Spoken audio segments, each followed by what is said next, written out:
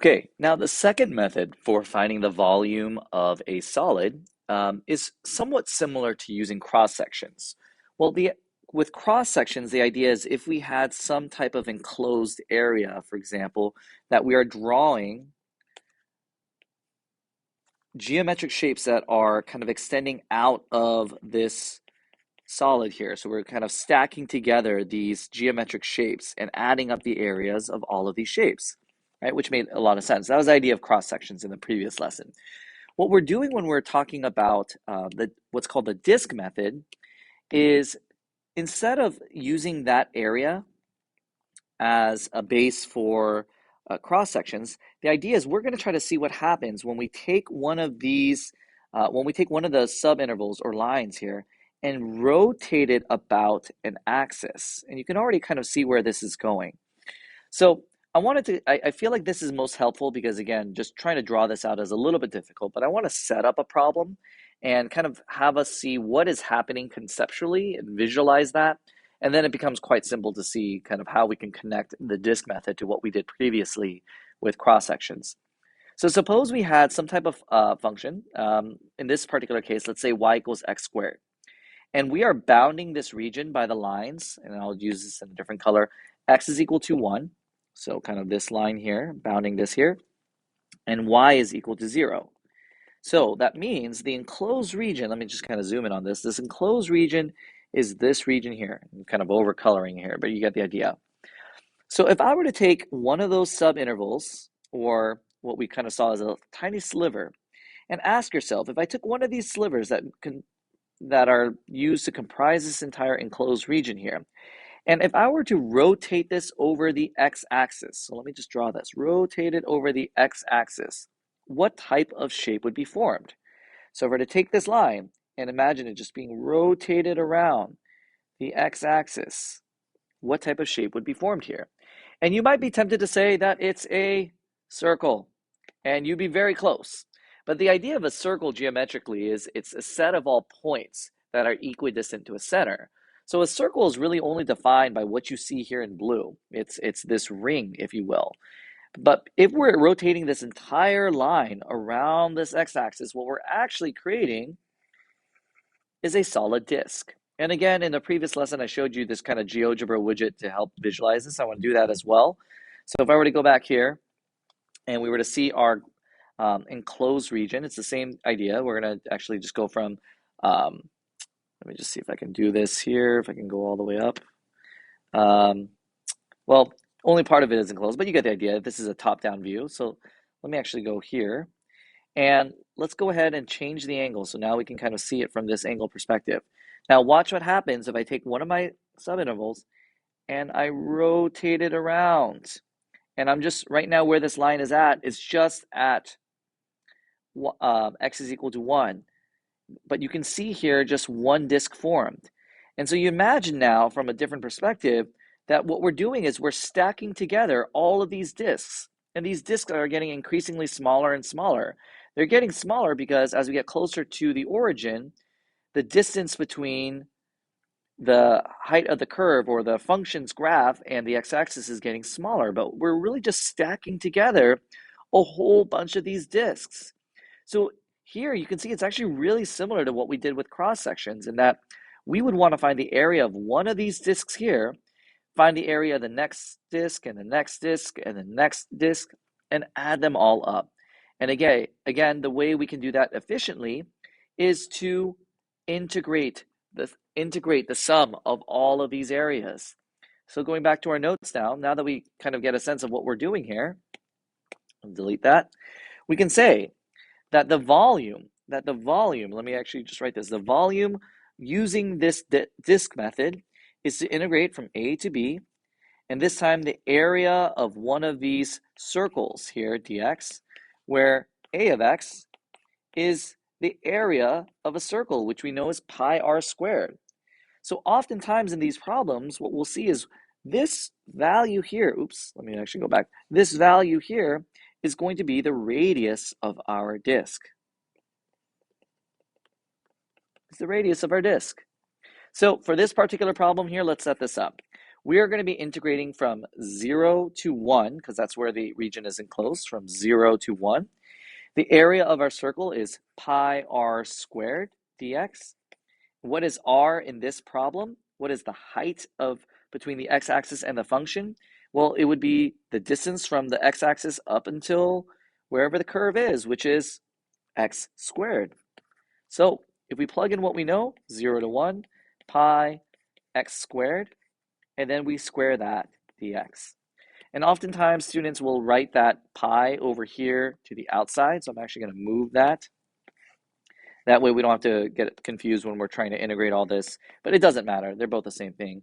And this x to the squared, x squared squared would just become x to the fourth. So we can say pi 0 to 1, x to the fourth dx.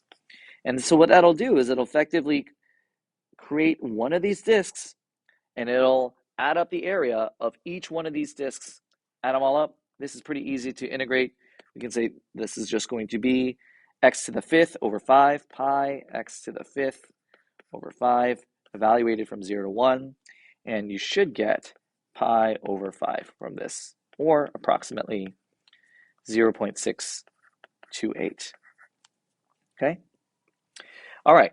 Well, I want to allow you to try some of these practice problems. You can check your solutions with what I have in Schoology, but the next method I wanted to do, well, not method, I should say, it's the same method, but I just want to do one example where we were using the disk method rotated around the y-axis. And the process is going to be the same, but I just want to make sure that we're aware of kind of the ways that we want to be a little bit careful here, okay? So this time, if we have the function, let's say we had the function f of y is equal to, or let's just say x is equal to y to the 3/2 power. And we're going to enclose it over 0, 0, y equals 0, x is equal to 0, and y equals 3. So let's, before we get ahead of ourselves, let's just go ahead and sketch this here. So we're going to have something like this. When x is equal to, or y is equal to 1, I should say, x is equal to 1. Okay?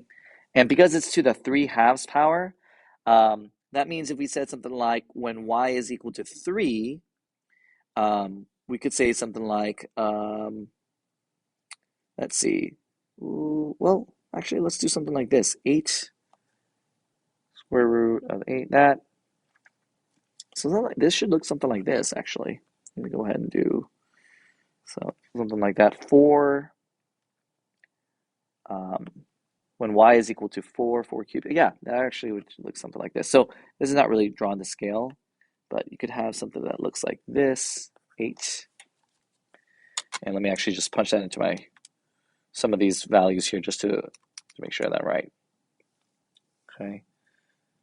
All right. Yeah, that should work. We'll have something like this. We can do this. Yeah, that should work. Okay, so there's our curve. All right, sorry that took so long. I just was having a little mental blockage there for a second. All right, that works. Now, when our lines are x is equal to 0 and y is equal to 0, so we've got a line here, then enclose it. Y is equal to 0, just essentially our x-axis. And then also we're told y is equal to 3 is going to be kind of our upper bound, if you will. So we've got a line that goes like this. So our enclosed region is this here, okay? Now in our next lesson, we'll talk about how we would do something like this if we wanted to rotate this about the x-axis. That's going to be called the washer method. But if we wanted to rotate this around the y-axis this time, rotating it around the y-axis, doesn't matter which direction we're rotating, then what we would see here is as we rotate this curve around the y-axis, right, each one of these disks here, if I just maybe use a different color, is going to look something like this. Let's just kind of try to see this from a different perspective. So the solid is going to be what's shaded here in this region as follows. Okay, and we're stacking together a whole bunch of these disks right on top of each other. And so how would we find the volume of this particular solid? Well, first off, we are going to be integrating from 0 to 3. Since we're moving along the y-axis now, we're stacking our disks vertically. We're enclosed by y is equal to 3, so we're going to stack from 0 to 3. Now, how do we find this value here? What is our radius? Well, the radius is simply our x value. What is our x value? It is given to us by y to the 3/2 power. So what's nice about this is this function was given to us already in terms of y. So we're going to say pi times our radius, which is y to the 3/2 power, and that radius squared, all of that dy. And we can clean this up a little bit. We can go from 0 to 3. This is just y cubed dy. And this is pretty easy to integrate by hand. This would be pi times y to the 4th over 4. All of that evaluated from 0 to 3. And real quickly, this should give us 81 pi over 4, or approximately 63.61 units squared. Oh, and I forgot to mention units in the previous problems. If I give you a unit, then it's going to be expected that you are able to give me that answer in units, oh, not units squared, excuse me. This is units cubed. We're talking about volume. This is exactly why we need to mention it, okay? All right, let's do one more problem. Let's do this problem here. Go ahead and pause the video and try this practice problem on your own. Okay, so this time we've got a function, and we are told that, let me draw that x-axis again. We're told that this function is going to be 2 to the y power. So 2 to the y power. So that means when x is equal to 2, y is equal to 1. Okay, when x is equal to 4, that means y is equal to 2. So we're going to have something that looks like this. Okay, so this graph, and when x is equal to 1, y has to be equal to 0. So this graph is going to look something like this. Okay, so it's a function of y, and it's enclosed within the following line. So we got y is equal to -1, so we got this here. Y is equal to +4, so this actually, I apologize, this is actually going to keep on going. 4, so y is equal to +4. Okay, and then x is equal to 0, so basically the y-axis. So our enclosed region is this region here.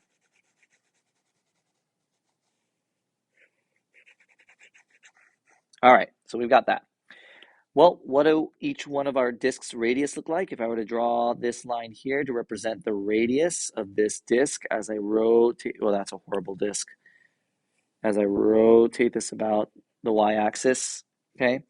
Well, what is our r? Our r is going to be the same thing as our x value, whatever the x value is, as x is given as a function of y.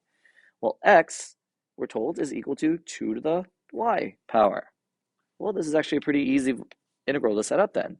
Our volume, we're going to be integrating from -1 up to 4, pi times our radius, which is 2y, that entire radius squared, dy.